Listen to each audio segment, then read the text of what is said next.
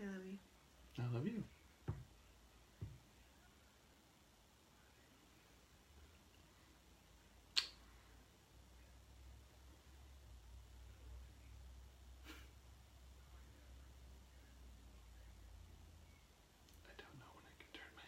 You can turn it. So, when was the last time you did that? Looked each other in the eyes, longingly, lovingly, like you're gonna get some. Wait a minute. Score one for Tim! Wait a minute. What was What? that? What? Nothing. Nothing at all.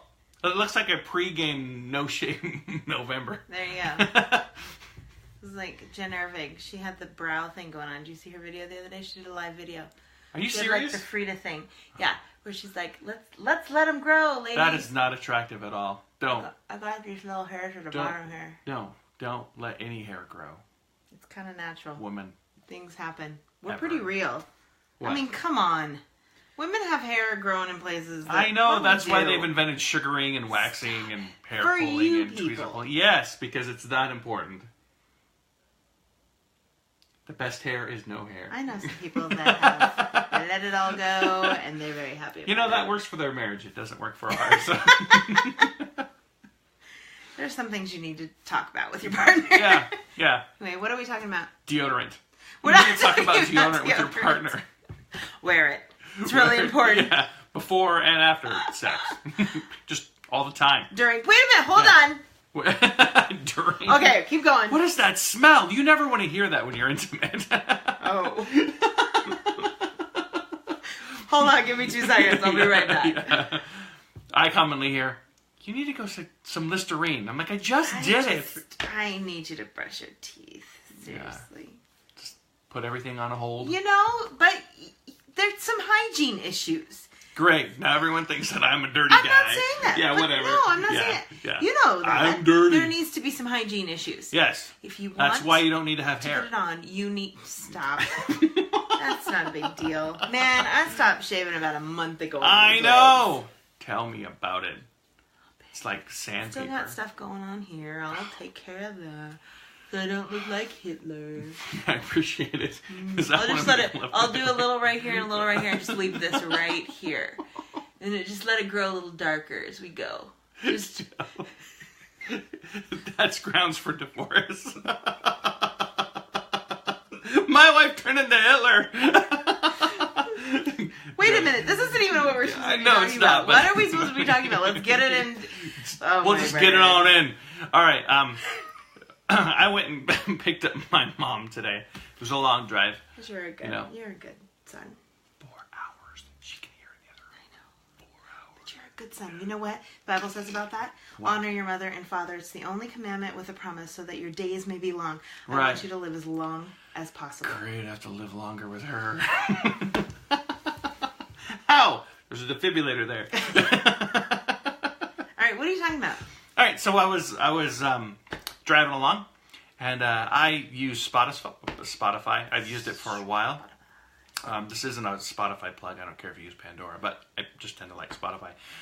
So I'm sitting there, and I have this list that if I hear a song, I just add it to this long library. And there's a lot of songs that she's never heard before, or songs that I like that. Yeah, he's really good at that. You know, and so we're driving in the car, and I'm like, hey, check out this playlist. And it just reminded me when I was a teenager, and I liked a girl, I would make her a mixtape. Mixtape. Oh my gosh, yeah. we're that old. We're that old. What's a tape? And then I made mixed CDs, and then You I made did? yeah. I didn't get a mixed CD. Some other girl did. And I have mixtapes from other boys too. Maybe not still. And then one time I made a mixed iPod. So you could still kind of do that today. You could use I guess you could Spotify do that, yeah. and then mix anything that you want in. And so it's kind of one of those things that let's not do that. I'm sorry. Yeah, okay. Never. That's kind of one of the things you do when you're dating. It's like, hey, I love her. You're impressing and someone. I want to tell her how I feel through song. And so I'm going to put all of these songs on a tape. Dance. And Keep going, I'm sorry. Sorry. There would be only one dance. The Humpty Dance. You can dance. Okay, so... No! The Humpty Dance is way better. Anyway. Did you say Humpty Dance? Yes. Like Humpty Dumpty? You've never heard of the Humpty Dance? Okay, I'm going to add that to Spotify. But... I've never heard of this. You get the idea that it's like the love infatuation time of when you first started dating and noticing your spouse. You're kind of oogly googly so that you have the time and energy to spend 5 hours finding those 13 songs that they just need to hear so that you can express your heart to them. What happened? When's the last time you did that? We got 40, and we have a mortgage, 2 kids, and a full-time job. Okay, so... That's what happens. Yeah, but I do it on a longer basis. Now I have 90 songs on Spotify, and I just add one every now and then. But I listen to them when I'm working. I'm like, oh, my wife should hear that. Click.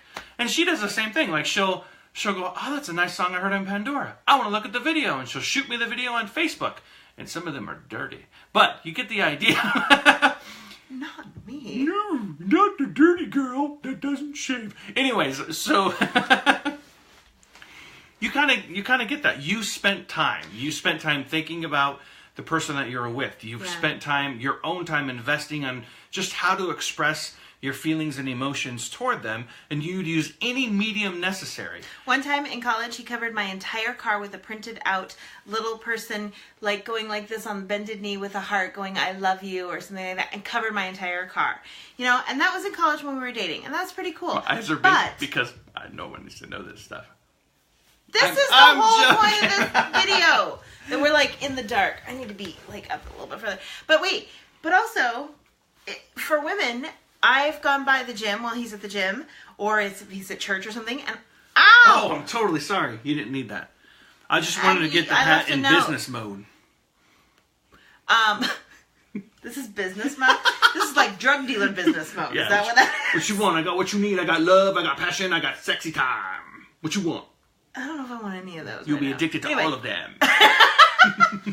Anyway, I would leave a note on his car, like "I love you" or even a little secret admirer or something. You know what I mean? And she would write it with her left hand, so another woman wrote it, which is kind of nice to feel wanted. Yeah. And what's really important. And you want to feel wanted. That your spouse is thinking about you when you're not around.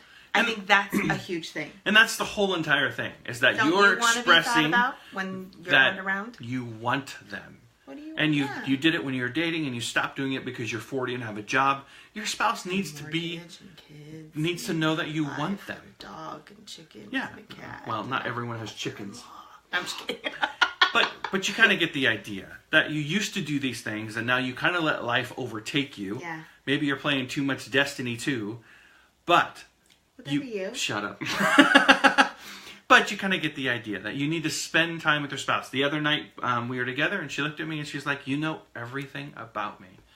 And I thought about that, and I'm like, "That's I go, "That's amazing to have that much trust in a relationship that I can be completely honest and not fear the wrath of Tammy. I can say stupid things, and my wife's not going to be upset, and it's not going to ruin our relationship because my mouth runs before my mind catches up." And I believe that you feel the same way. Yeah, that it's just, okay, sometimes my foot goes in my mouth and out my butt, and I'm saying the wrong thing, and she gives me grace and mercy for that. And sometimes her foot's other places.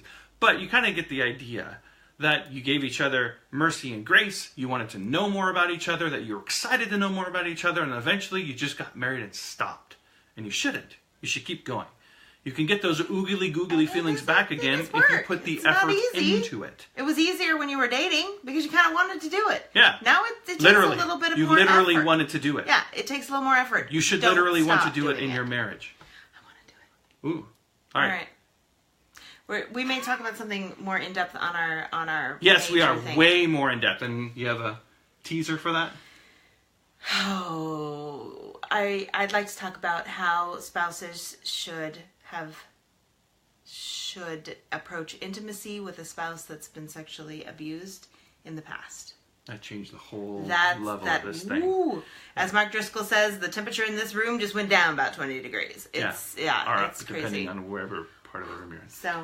So join our marriage group. Don't forget. Yep. It's huge. It's private. We just want to talk about more deeper things than we can talk here. Yeah. So where everybody, including my neighbor's kid. Yeah. We don't want kids to have to deal with some of the deep stuff that we talk about. Like, last week, ED. They don't deal with ED. No. They do not. All right, we've gone on long enough. Okay. And neither do I. Yay, Tim! All right. Okay. Peace out, yo. You're supposed to hit finish there.